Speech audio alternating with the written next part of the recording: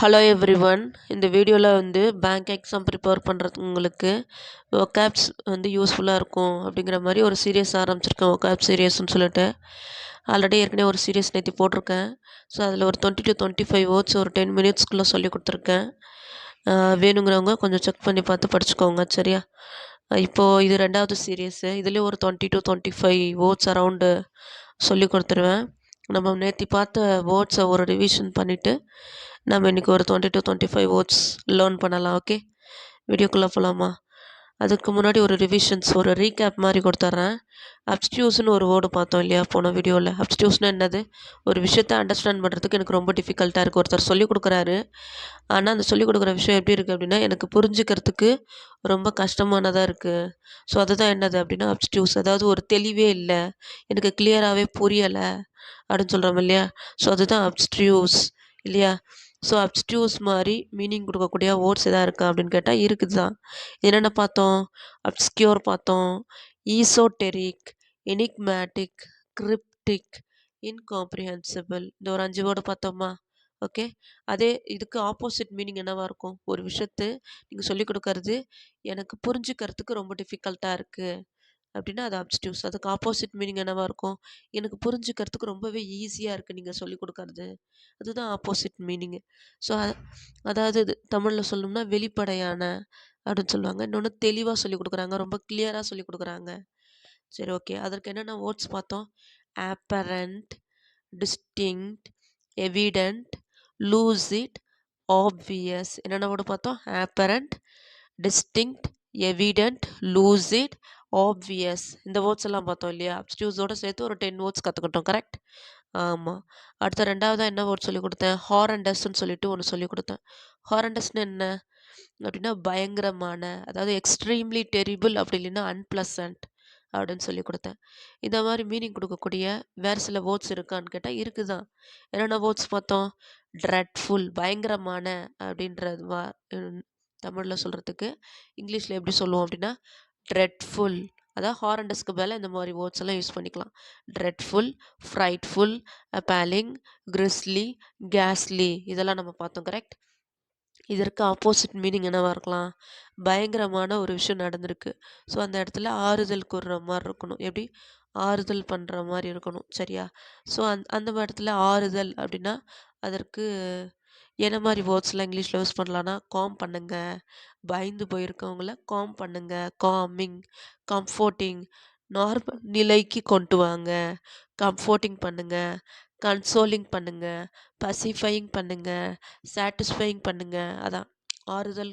ஆறுதலுங்கிற தமிழ் வார்த்தைக்கு இங்கிலீஷில் இந்த மாதிரிலாம் சொல்லலாம். Okay, okay. வேறு என்ன வேர்ட்ஸ் கற்றுக்கிட்டீங்க போன வீடியோவில்? இமோலேஷன் சொல்லிட்டு ஒன்று கற்றுக்கிட்டோம். இமோலேஷன் என்ன? பலி கொடுக்கறது. பலி கொடுக்கறதுன்னா இந்த ஆடு மாடை கத்தியால் வெட்டுவாங்களே அது மட்டும் இல்லைங்க. பலி கொடுக்கறது இங்கே எப்படி அப்படின்னா அதாவது நெருப்பில் போட்டு எரிக்கிறாங்க, அதுதான் இங்கே பலி கொடுக்கறது. இங்கே இதில் வந்து பார்த்தீங்கன்னா பலி கொடுக்குற விஷயத்தில் அப்படியே கொஞ்சம் மாறுதல். அங்கே கத்தியால் வெட்டுறாங்க, இங்கே வந்து என்ன பண்ணுறாங்கன்னா நெருப்பில் போட்டு எரிக்கிறாங்க. ஸோ இதுக்கு பேர் தான் இமோலேஷன் சொல்லி கொடுத்துருக்காங்க. ஸோ தமிழில் சொல்லணும் அப்படி இங்கிலீஷில் சொல்லணும் அப்படின்னா டு கில், அதாவது கொண்டு, and sacrifice to someone usually by burning. ஓகேவா? To kill and sacrifice someone usually by burning. So இமோலேஷனுக்கு மேலே வேறு ஏதாவது வேர்ட்ஸ் யூஸ் பண்ணலாமா அப்படின்னா யூஸ் பண்ணலாம். என்னென்ன இருக்குது அப்படின்னு நான் சொல்லி கொடுத்தோம் அப்படின்னா ஆப்லேஷன், ஆஃபரிங், இதெல்லாம் நம்ம பார்த்தோம் இல்லையா? ஓகே, இதற்கு ஆப்போசிட் மீனிங் என்னவாக இருக்கலாம்? இது வந்து என்னென்ன பலி கொடுக்கறதுங்கிறது ஒரு இறப்பான ஒரு விஷயம். அதற்கு ஆப்போசிட் மீனிங்கும்போது ஒரு பிறப்பு இல்லையா? டெத்து, பர்த்து, இறப்பு, பிறப்பு. ஸோ அப்போ இதில் வந்து தமிழில் அழகான ஒரு வார்த்தையில் சொல்லணும்னா புத்துயிர் பெறுதல் அப்படின்னு சொல்லுவாங்க. ஓகே, இதற்கு இங்கிலீஷில் எப்படி சொல்லலாம்? ரிவீவிங், இன்விகுரேட்டிங், ரீவைட்டலைசிங். இந்த வேர்ட்ஸ் எல்லாம் நம்ம பார்த்தோம் இல்லையா? ஸோ என்னென்ன பார்த்தோம் போன வீடியோவில்? அப்ஸ்டியூஸ் பார்த்தோம், ஹாரண்டஸ் பார்த்தோம், இமோலேஷன் பார்த்தோம். Very good. ஓகே, நெக்ஸ்ட்டு இந்த வீடியோவில் ஒரு 3 வேர்டு கற்றுக்க போகிறோம். என்னென்ன அப்படின்னா கிரீவஸ், ஹைடஸ், ஹாட்டி. ஸோ இது 3மே என்ன அப்படின்னா அட்ஜெக்டிவ் தான். பார்க்கலாமா? கிரீவஸ் ஃபஸ்ட்டு எடுத்து பார்க்கலாமா? கிரீவஸ்னால் ஒன்றும் இல்லை, ஒரு சீரியஸான ஒரு பிரச்சனை நடக்குது. ஓகேவா? பிரச்சனை ரொம்ப சீரியஸாக இருக்குது, ரொம்ப சிவியராக காயம் அடைஞ்சிருக்காங்க, வெரி சிவியர் ஆர் சீரியஸ். இதுதான் என்ன அப்படின்னா கிரீவஸ்ன்னு சொல்லுவாங்க. ஓகே. தமிழ்ல சொல்லணும்னா துயரமான ஒரு சம்பவம் நடந்திருக்கு அப்படின்னு சொல்லுவோம் இல்லையா? இதுதான் கிரீவஸ். இதற்கு ஒரு எக்ஸாம்பிள் சொல்றேன் பாருங்க. Sometimes a verbal insult can cause more grievous injury then any physical assault. அதாவது என்னன்னா, உடல் அளவில் ஏற்படுத்தின காயங்களின் வலிகளை விட மனசளவில் ஏற்படுத்தின காயங்களோட வலி ரொம்ப சிவியராக இருக்கான். சிவியராக இருக்கிறதுக்கு நான் என்ன சொல்லி கொடுத்துருக்கேன்? கிரீவஸாக இருக்கான். சரி, ஓகே. கிரீவஸ் மட்டும்தான் இந்த மாதிரி இடங்கள்ல யூஸ் பண்ணலாமா? வேற ஏதாவது வேர்ட்ஸ் இருக்கா? இருக்குங்க. என்னென்ன வேர்ட்ஸ் இருக்குன்னா, ரொம்ப கிரிட்டிக்கலாக இருக்கு, அகோனைசிங்காக இருக்கு, ஹார்ட்ஃபுல்லாக இருக்கு, ஹர்ட் ஹர்ட் பண்ணுறாங்கல்ல, ஹர்ட்ஃபுல்லாக இருக்கு, அஃப்ளிக்டிங்காக இருக்கு. ஸோ இதெல்லாம் என்னது? சிவியராக இருக்குது அப்படிங்கிற இடத்துல, சீரியஸாக இருக்குது அப்படிங்கிற இடத்துலலாம் இந்த மாதிரி வேர்ட்ஸ் யூஸ் பண்ணலாம். ஓகே. இதற்கு ஆப்போசிட் மீனிங் என்னவா இருக்கலாம்? அதாவது என்னென்னா, ஆறுதல் கூறுற மாதிரி, ஹர்ட் பண்ணிட்டாங்க, காயப்படுத்திட்டாங்க, அந்த இடத்துல ஆப்போசிட்டான ஒரு நிகழ்வு என்னவா இருக்கலாம்? ஆறுதல் கூறணும். என்ன? ஆறுதல் கூறுறதுக்கு ஆல்ரெடி நான் ஹாரண்டஸ்லேயே சொல்லி கொடுத்துருப்பேன் இல்லையா? ஸோ என்னென்ன வேர்ட்ஸ் இருக்குது? ஒரு முறை நான் சொல்லி கொடுக்கட்டுமா? ஒன்றுமே இல்லை. என்னென்ன வேர்ட்ஸ் இருக்குது அப்படின்னா, காமிங், கம்ஃபோர்ட்டிங், கன்சோலிங், பசிஃபையிங், சாட்டிஸ்ஃபையிங். இவ்வளோவே தான். சரி, ஓகே. நெக்ஸ்ட் வேர்டு போகலாமா? ஹைடஸ். என்னது? ஹைடஸ். ஹைடஸ்னால் என்ன அப்படின்னா, ரொம்ப அக்லி, வெரி அக்லி. அக்லினா என்னன்னா, ஒரு அகோரமான தோற்றம். என்னது? பார்க்கறதுக்கு ஒரு அருவருப்பான தோற்றம். ஸோ இதுதான் வந்து என்னென்னா ஹைடஸ் அப்படின்னு சொல்லுவாங்க. இதற்கு ஒரு எக்ஸாம்பிள் பார்க்கலாம். எ ஹைடஸ் மான்ஸ்டர் அட்டாக்டு த ஹெல்ப்லெஸ் வில்லேஜர். மான்ஸ்டர்னா ஒன்றும் இல்லை, ஒரு அசுரன் சொல்லுவாங்க. அவர் பார்ப்பதற்கு எப்படி இருக்காங்க அப்படின்னா, பார்க்கறதுக்கு ரொம்ப அகோரமாகவும் அருவருப்பாகவும் இருக்கிறார்களாம் அந்த மான்ஸ்டருங்கிறவர். மான்ஸ்டர்னா யார் சொல்லியிருக்கேன்? அசுரன். அவர் என்ன பண்ணுறாரு அப்படின்னா, அட்டாக் பண்ணுறாராம். யாரை அப்படின்னா, ஹெல்ப்லெஸ் வில்லேஜர். ஹெல்ப்லெஸ் வில்லேஜர்னால் ஆதரவற்ற கிராம மக்கள். அவங்கள அட்டாக் பண்ணுறாராம். எப்படிப்பட்ட மான்ஸ்டர்? ஹைடஸ் மான்ஸ்டர். ஹைடஸ்னால் பார்க்கறதுக்கு அருவருப்பான தோற்றம் உள்ளக்கூடிய ஒரு ஆளை தான் என்ன சொல்கிறாங்க அப்படின்னா ஹைடஸ் மான்ஸ்டர்னு சொல்கிறாங்க. ஓகேவா? மான்ஸ்டர்னா ஒரு அசுரன். அவர் பார்ப்பதற்கு எப்படி இருக்கிறாங்க அப்படின்னா, அருவருப்பு உள்ள ஒரு தோற்றம் உடையவங்களாக இருக்காங்க. அவ்வளோதான். சரி, ஓகே. ஹைடஸ் மட்டும்தான் இந்த இடத்துல யூஸ் பண்ணலாமா அப்படின்னா இல்லைங்க. ஒரு 5 வேர்டு இருக்குது. தேவைப்படுற இடத்துல இதே மீனிங் தான் வரும். அண்டர்ஸ்டாண்ட் பண்ணிக்கோங்க. டிஸ்கஸ்டிங். என்னது? Disgusting, awful, loathsome, abominable, despicable. மறுபடியும் சொல்கிறேன். Disgusting, awful, loathsome, abominable, despicable. இது எல்லாமே அருவருப்பான தோற்றம் தாங்க. இந்த மாதிரி இடங்கள்ல இந்த வேர்ட்ஸ் எல்லாம் யூஸ் பண்ணிக்கோங்க. இதற்கு ஆப்போசிட் மீனிங் என்னவா இருக்கும்? ஒரு பக்கம் அருவருப்பான தோற்றம், இன்னொரு பக்கம் அழகான தோற்றம், கவர்ச்சியான தோற்றம், கவர்ச்சி மிகுந்த. ஓகேவா?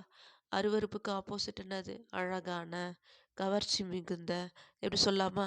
அந்த இடத்துல என்ன மாதிரி வேர்ட்ஸ் யூஸ் பண்ணலாம் அப்படின்னா, அப்பீலிங். என்னது? Appealing, delightsome, delightsome, alluring, alluring, pleasant. பார்ப்பதற்கு ரொம்ப அழகான தோற்றமுடைய, அட்ராக்டிவான தோற்றமுடைய. ஸோ இந்த இடமெல்லாம் இதை யூஸ் பண்ணிக்கலாம். Appealing, delightsome, alluring, pleasant. Okay. அடுத்த வேர்டு போலாமா? ஹாட்டி. ஹாட்டி அப்படின்னா என்னென்னா, thinking that you are superior to other people. அதாவது என்னென்னா, மற்றவங்கள விட நான் கொஞ்சம் பெரிய ஆள் அப்படின்னு சொல்லி திங்க் பண்ணுறோம் இல்லையா? ஸோ அதுதான் ஹாட்டி பிஹேவியர் அப்படின்னு சொல்கிறாங்க. அதுதான் ஹாட்டி அப்படின்னு சொல்கிறோம். ஹாட்டின்னா என்ன தமிழில் சொல்லணும்னா, திமிரு பிடிச்ச, திமிரான அப்படிங்கிறது தான் அர்த்தம். ஓகே. சரி, ஒரு எக்ஸாம்பிள் சொல்கிறேன். When the haughty CEO. When the haughty CEO. Haughty சிஇஓன்னா என்னென்னா, திமிரு பிடிச்ச சிஇஓ என்ன பண்ணுறாங்க அப்படின்னா, ஆனுவல் கான்ஃபரன்ஸ் மீட்டிங்கில் இக்னோர் பண்ணிடுறாரு. ஸ்டாக் ஹோல்டர்ஸ் ஃபுல்லாத்தையும் என்ன பண்ணிடுறாரு அப்படின்னா, இக்னோர் அப்படின்னா மறைச்சிடுறாரு. ஆனுவல் கான்ஃபரன்ஸ் மீட்டிங்கில் ஸ்டாக் ஹோல்டரை ஃபுல்லாகவே இக்னோர் பண்ணிடுறாரு, மறைச்சிடுறாரு. ஸோ அதனால் போர்ட் ஆஃப் டைரக்டர்ஸு இந்த திமிரு பிடிச்ச சிஇஓவுக்கு ஒரு ஸ்டென் லெக்சரர் வந்து கொடுத்தாங்க. ஸ்டென் அப்படின்னு என்னென்னா, கடுமையான லெக்சரர் வந்து கொடுத்தாங்க. யார்? Board of directors. யாருக்கு?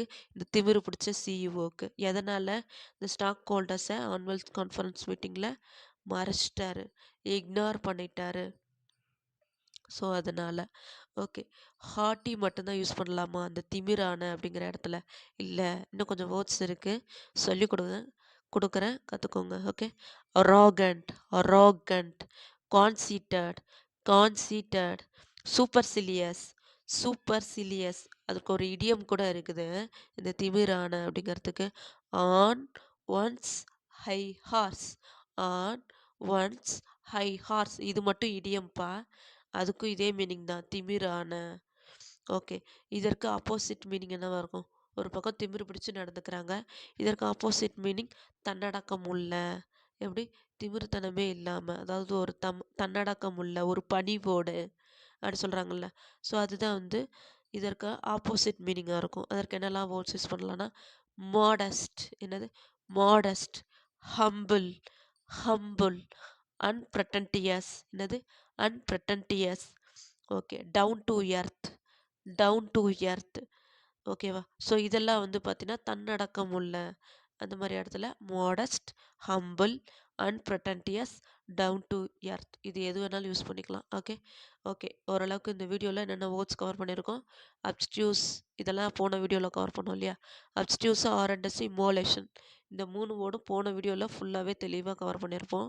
ஒரு எக்ஸாம்பிள் வச்சு கிளியராக சொல்லி கொடுத்துருப்பேன். இந்த வீடியோவில் நம்ம என்ன கவர் பண்ணியிருக்கோம்?